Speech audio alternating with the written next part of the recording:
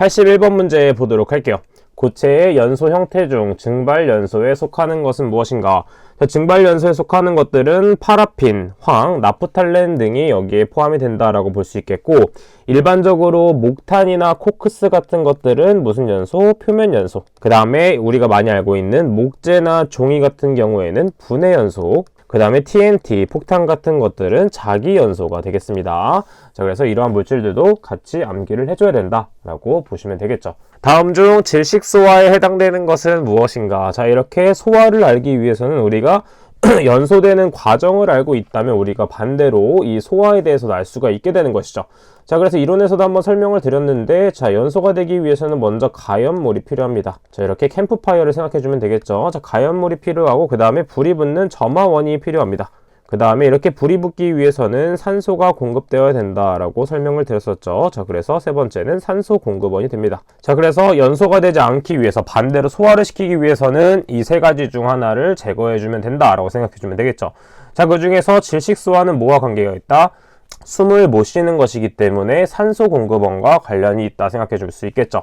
따라서 4번 보기를 보게 되면 연소하고 있는 가연물이 존재하는 장소를 기계적으로 폐쇄하여 뭘 한다? 공기의 공급을 차단한다. 즉 공기 내부에 산소가 포함되어 있는 것이기 때문에 4번이 질식소화다 라고 볼 수 있겠고, 1번 보기를 보게 되면 가연성 기체의 분출 화재 시 주 밸브를 닫는다. 자, 이때 가연성 기체이기 때문에 이게 가연물이 될 수 있겠고, 그 다음에 연쇄 반응을 차단하는 억제 소화가 가능할 수 있겠죠. 86번 문제 보도록 하겠습니다. 산업안전보건법에 의한 위험물질 분류와 해당 위험물질이 바르게 짝지은 것을 찾으면 되겠죠. 자, 지금 보게 되면 부식성 물질이 과산화수소라고 했는데, 과산화수소는 무슨 물질이다? 산화성 액체 및 고체가 됩니다. 그래서 틀린 보기. 자, 그 다음에 산화성 액체 및 산화성 고체에는 93% 농도의 황산이라고 했는데, 자, 이렇게 93% 농도의 황산은 부식성 산류에 해당됩니다. 그래서 틀린 보기. 자, 3번에 인화성 액체는 니트로 화합물로 되어 있죠. 자, 니트로 화합물은 무엇이다? 폭발성 물질 및 유기 과산화물. 그래서 마지막에 물반응성 물질 및 인화성 고체가 칼륨에 해당이 된다라고 볼 수가 있겠죠. 자, 그래서 우리는 이것을 암기법을 통해서 물반응성 물질 및 인화성 고체에 대해서 암기해 본 적이 있습니다. 어떻게 외웠다?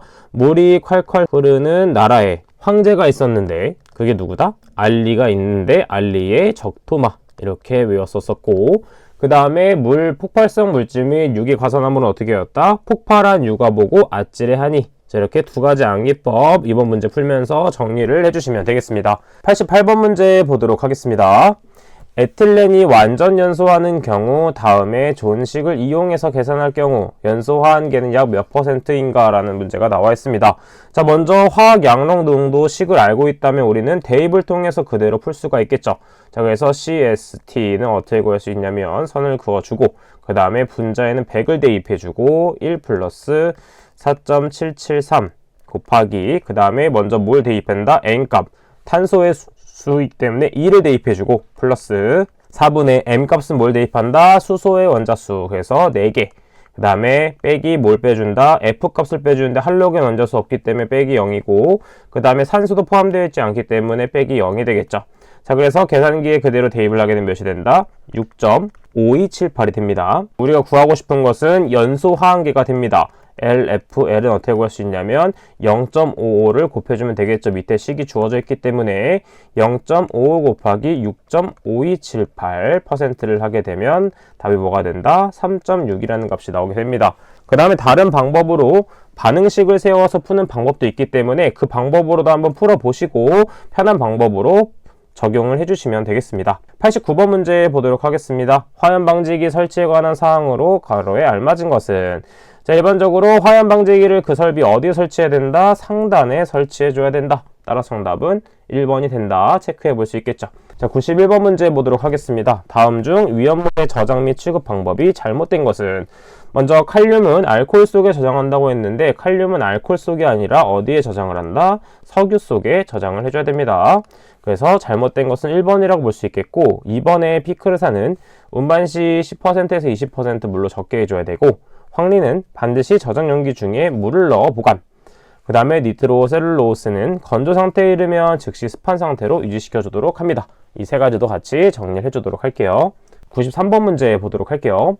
부탄의 연소에 필요한 최소 산소 농도를 추정하여 계산하면 약 몇 %인가?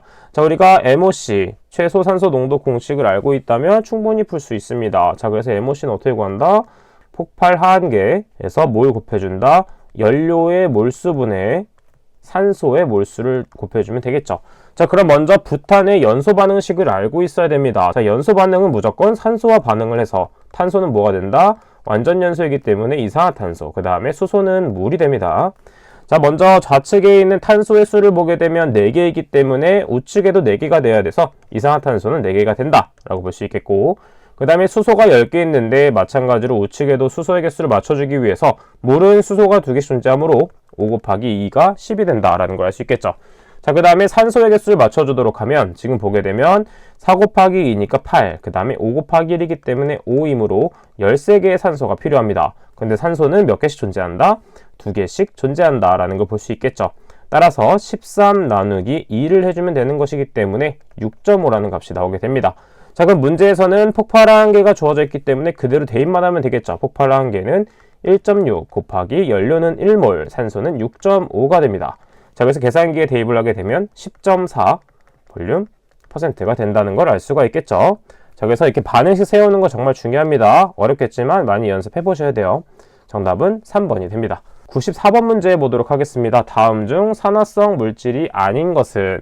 자, 일반적으로 산화성 물질 중에 4번을 보게 되면 P가 4개, 그 다음에 S가 3개 있는 것은 황화린이라고 하고 가연성 고체에 해당됩니다. 그래서 정답은 4번이 된다 체크해 볼 수 있겠고, 그 다음에 교재를 가지고 계신 분들은 해설에 있는 부분에 대한 물질들이 무엇이 있는지 한 3번 정도 정독을 해보면 되겠습니다. 95번 문제 보도록 하겠습니다. 자, 혼합가스의 연소 하한값을 구하는 건데 이때 문제를 잘 보게 되면 8%의 핵산, 그 다음에 3%의 메탄, 1%의 에틸렌입니다. 지금 보게 되면 적용되는 것이 8 더하기 3 더하기 1이기 때문에 12%만 존재하고 있다는 걸 알 수 있겠죠.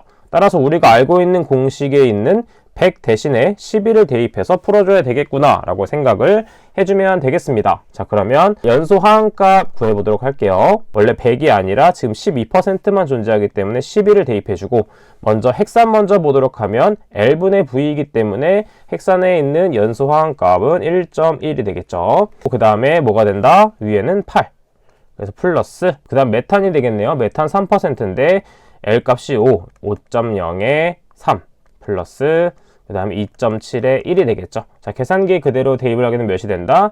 1.4558 볼륨 %가 된다라는 걸 알 수 있겠고, 폭발한 개는 소수점 둘째 자리까지 표현해서 1.46 볼륨 %가 된다라는 걸 알 수 있습니다. 자, 그래서 지금 보게 되면 해설에 있는 부분에 공기를 포함하지 않으므로 5를 대입한다고 했는데 이때는 5가 아니라 12를 대입해주면 됩니다. 자, 그래서 12를 대입해준다. 그래서 정답은 최종적으로 2번이 된다라는 걸 알 수 있겠죠. 자, 이렇게 계산 문제를 풀다 보면 이렇게 약간의 소수점 차이가 발생할 수가 있습니다. 자, 그래서 이런 것들을 너무 꼼꼼하게 다 보는 게 아니라 대략적으로 비슷한 값을 체크해주면 됩니다. 98번 문제 보도록 할게요. 자, 이 부분 문제도 실기에서 많이 나왔던 문제죠. 폭발성 물질을 저장 취급하는 화학 설비 및 그 부속 설비에 설치할 때 그때마다 설비의 바깥면으로부터 몇 미터 이상의 안전거리를 두어야 되는가? 자, 일반적으로 여기서는 1번과 2번은 절대 고르면 안 되겠죠. 왜냐하면 10m와 20m만 나와 있기 때문입니다. 자, 일반적으로 단위 공정시설에서 설비로부터 다른 공정시설의 설비 사이에는 10m가 된다는 걸 알 수 있겠고, 그 다음 나머지는 20m가 된다는 걸 알 수가 있습니다. 자, 그래서 그것에 맞춰서 우리가 정답을 골라줘야 된다라는 걸 알 수 있겠죠. 따라서 정답은 3번이 된다 체크해 보도록 할게요. 자, 그래서 포인트가 되는 것은 이 부분이 됩니다. 단위 공정시설 및 설비로부터 단위 공정시설 및 설비. 자, 그래서 여기를 포인트로 두시면 되겠습니다.